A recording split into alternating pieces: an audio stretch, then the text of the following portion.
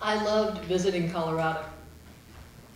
My mom's parents still lived in Denver when I was a child, so we would stay with them a lot. And the next composed story I'm going to tell you derives from that experience. But first I want to tell you about my grandma, who was my mom's mom, who was also born in Colorado Springs, met and married my grandpa when she was 17. And they moved, he got a job with the crew that was blasting through the Moffett Tunnel through the Rocky Mountains. So the very first year, their newlywed year, Grandma and Grandpa moved up to a cabin in the Rockies. And he went off with the blasting crew every day, and she stayed in the cabin and kept hearth and home together. There was a rushing stream by the cabin, which sounds just idyllic. Except Grandma said that being in that cabin 24 hours a day, with that stream rushing alongside it, almost drove her out of her mind. So every day she would walk down to the general store, which was a couple miles away, and get a newspaper, walk back, do the crossword puzzle to give her brain something to do, and also to give herself a break from the sound of the stream.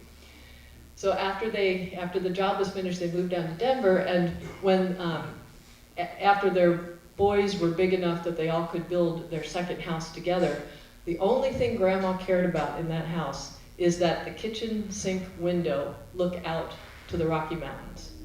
Because she knew how much time she was going to spend at the sink, and she wanted to be able to look at her mountains. She had 11 kids, 10 of whom lived to grow up. But because she was so disliked the sound of running water by that time, she was expert at, she could go into the bathroom, turn on the bathtub, leave, and then come back just in time to turn it off before it overflowed.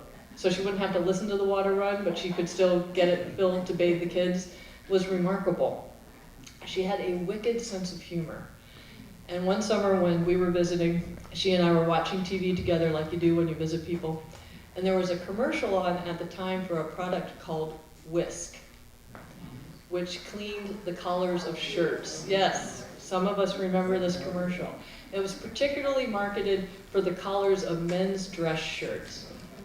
Ring around the collar, ring around the collar. So the commercial went, there's this young woman, obviously a homemaker, she's standing there, and a little voice says, "Your husband's shirts, they get those ugly rings." And then she holds up this white dress shirt with this, indeed, ugly yellow ring around the collar, sweat stained.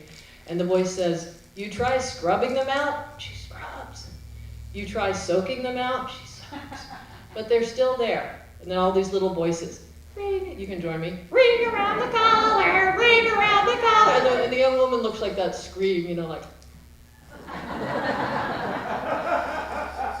And then they say, "Try Whisk." And you see a hand pouring this bright blue Whisk detergent right over the ring around the collar. The young woman takes it, dunks it once, white as the driven snow. Happy ending. So Grandma and I are watching TV. This commercial's played over and over and over again. I'm kind of in a daze. And then, in the split second, after they say, "Ring around the collar, ring around the collar, sucking out, there's nothing works, try Whisk, ring around the collar," Grandma says, "Tell your husband to wash his neck."